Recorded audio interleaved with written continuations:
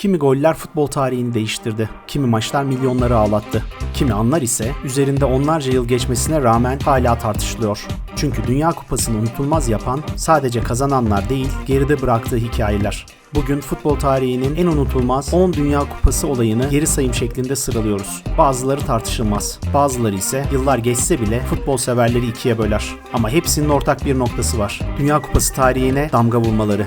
Hazırsanız Dünya Kupası tarihinin en ikonik 10 anının geri sayımı başlıyor. Dünya Kupası'na katılma hakkı kazan ama kupanın düzenlendiği ülkede kalmana izin verilmesin. 2026 Dünya Kupası'nda İran milli takımı futbol dışı nedenlerle turnuvanın en sıra dışı hikayelerinden birinin merkezine oturdu. Amerika'da kamp yapmasına izin verilmeyen İran, Meksika'da konaklamak zorunda kaldı. Maç günleri, uzun yolculuklar, sınır kontrolleri ve yoğun güvenlik süreçlerinin ardından sahaya çıktı. Dünya Kupası tarihinde benzeri görülmeyen bu durum listemizin 10 numarasında.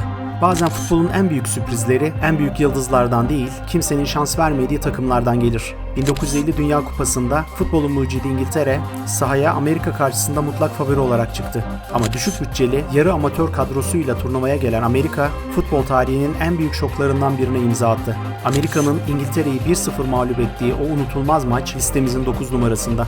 Savaş enkazından çıkan bir ülke, karşısında yenilmez denilen bir takım. 1954 Dünya Kupası finalinde Batı Almanya, turnuvanın açık ara favorisi Macaristan karşısında. Grup aşamasında 8-3 yenildikleri rakiplerine karşı kimse onlara şans vermiyordu. Ama 90 dakika sonunda tarih değişti. Bern mucizesi olarak anılan Batı Almanya Macaristan finali listemizin 8 numarasında. 17 yaşında bir çocuk dünyanın en büyük sahnesine çıkıyor ve bir daha futbol dünyası eskisi gibi olmuyor. 1958 Dünya Kupası'nda Pele önce yarı finalde Fransa'ya attığı hat-trick'le ardından finaldeki 2 golüyle herkesi büyüledi. Brezilya ilk Dünya Kupası'nı kazanırken futbolun yeni süper yıldızı doğuyordu. Pele'nin dünya sahnesine çıkışı listemizin 7 numarasında.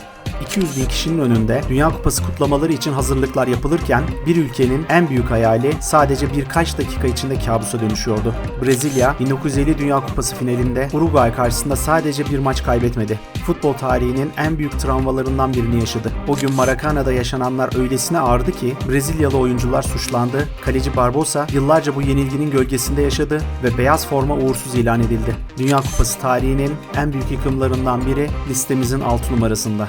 1950'de Maracana'da kaybedilen rüyanın üzerinden tam 64 yıl geçmişti. Brezilya yine ev sahibiydi. Yine herkes kupayı bekliyordu. Ama Belo Horizonte'de yaşananlar futbol tarihinin en büyük şoklarından biri oldu. Almanya'nın Brezilya'yı 7-1 yendiği gece listemizin 5 numarasında. Milli takımının golcüsünüz. Takımınız tarihinin en büyük başarısına doğru ilerliyor. Ama oynanan 6 maçta atılan 7 golün hiçbirinde sizin imzanız yok. 2002 Dünya Kupası. Güney Kore ile oynanan 3. maçı. Hakan Şükür turnuva boyunca aradığı golü bir türlü bulamamıştı. Ama maçın başlamasıyla birlikte futbol tarihine geçecek o an geldi. Henüz 11. saniyede topu ağlara gönderen Hakan Şükür hem Dünya Kupası tarihinin en hızlı golüne imzasını attı hem de adını futbol tarihine yazdırdı. Milli takımın tarihindeki en özel turnuvanın unutulmaz anlarından biri olan Hakan Şükür'ün 11. saniyedeki golü listemizin 4. sırasında yer alıyor. Bazı maçlar kazanılır, bazıları ise futbol tarihine kazanır. 1970 Dünya Kupası yarı finalinde Batı Almanya ve İtalya futbol severlere belki de tarihin en dramatik karşılaşmasını izlettirdi. Normal süresi 1-1 biten maçta asıl fırtına uzatma dakikalarında kopacaktı. Önce İtalya öne geçti, ardından Almanya geri döndü, sonra bir gol daha. Uzatma bölümünde tam 5 gol atıldı. Beckenbauer omzu sakat olmasına rağmen kolu askıda mücadele ederken iki takım da son düdüğe kadar pes etmedi. Ama sonunda gülen taraf 4-3'lük skorla İtalya oldu. Meksika'daki o unutulmaz düello tarihe 100 yılın maçı olarak geçti. Batı Almanya İtalya yarı finali listemizin 3 numarasında yer alıyor. Daha turnuva başlamadan Dünya Kupası'nın kendisi bile bir macera yaşamıştı. Londra'da sergilenen kupa turnuvadan aylar önce çalındı. Herkes kupanın sonsuza kadar kaybolduğunu düşünürken birkaç gün sonra Pickles isimli bir köpek tarafından bir bahçede bulundu. Ama asıl hikaye Wembley'de yazılacaktı. İngiltere'nin ev sahipliğinde düzenlenen 1966 Dünya Kupası finalinde İngiltere ile Batı Almanya karşı karşıya geldi. 90 dakika 2-2 bitmişti. Dünya şampiyonluğu belirlemek için uzatmalar oynanacaktı ve 101. dakikada Jeff Hurst'un şutu üst direğe çarpıp yere sekti.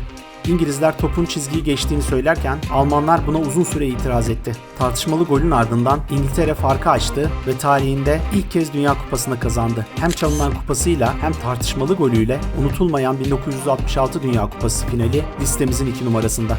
Bazı futbolcular büyük maçlarda kaybolur. Bazıları ise tarih yazmak için o anı bekler. 1986 Dünya Kupası çeyrek finalinde Arjantin ile İngiltere sahaya yalnızca bir futbol maçı için çıkmadı.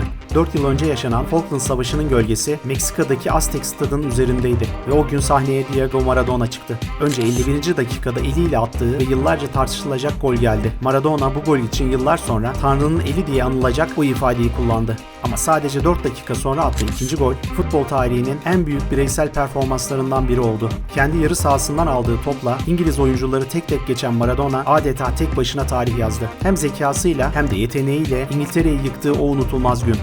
Diego Maradona'nın 1986 Dünya Kupası'ndaki efsanevi performansı, Dünya Kupası tarihinin en ikonik anı olarak listemizin zirvesinde yer alıyor.